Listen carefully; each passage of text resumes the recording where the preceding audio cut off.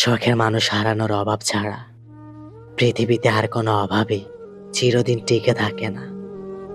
টাকা পয়সা যায় আসে, সুখ দুঃখ বদলায়, সময়ের সঙ্গে মানুষ সবকিছুতেই মানিয়ে নেয়। কিন্তু যাকে মন দিয়ে চেয়েছিল, যে মানুষকে নিজের বুকে জায়গা দিয়ে রেখেছিল, সে মানুষটা একবার হারিয়ে গেলে আর কোনোদিনও ফিরে পাওয়া যায় না।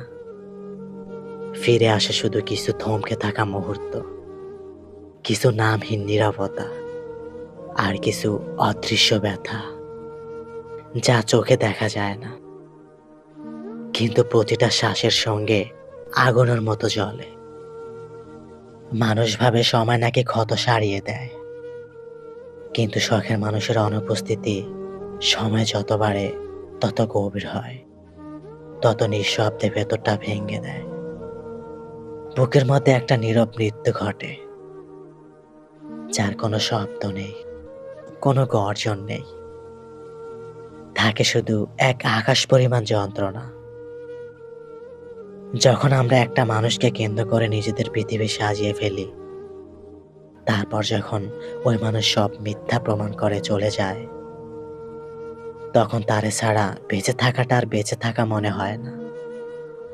মনে হয় নিজেকে টেনে বয়ে নিয়ে যাচ্ছি একটা শূন্য জীবনের ভেতর দিয়ে।